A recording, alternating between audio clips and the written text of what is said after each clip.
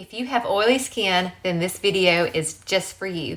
So I'm wearing a cream-based foundation. I wear St. Beauty, it's cream, but this will apply to any type of foundation. So if you feel like you have oily skin, this is a few ways that you can keep your makeup lasting longer. So with the cream foundation like I wear, I will use my setting spray as a primer.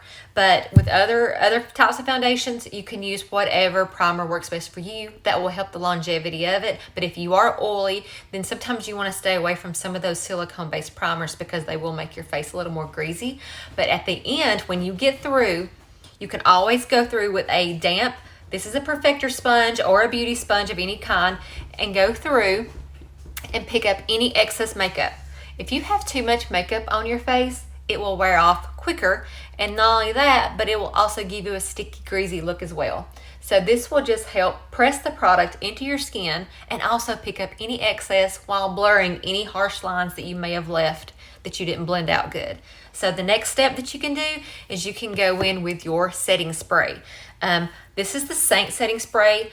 I love this, but this is really good for more dry skin. But if you have oily skin, then I would suggest a mattifying one. This is a great $10 one you can get from Walmart. It's from e.l.f. So you'll go through, spray generously on your face, and let it dry. Once it's dry, then I'll go in usually and do another quick pounce.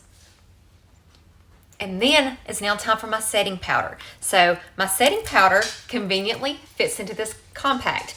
If you have oily skin, sometimes you may even want a loose setting powder because this will typically absorb more oil.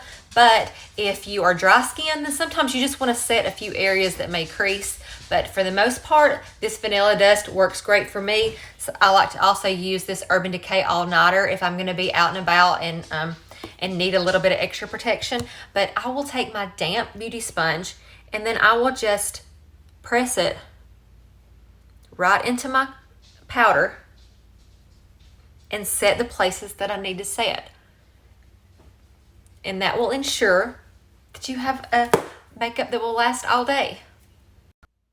And another reason I like to use the damp perfector sponge for my powder is because it can really press it into the skin and then it doesn't settle in those lines, wrinkles, and pores that mature skin sometimes has. You can use a brush, but sometimes you'll use a little bit more than what you want, so always make sure that you brush it away really well with your brush, and then you could always go back over with your sponge too. But afterwards is the time that you would go in and put on any kind of illuminator that you would want to use after you powder.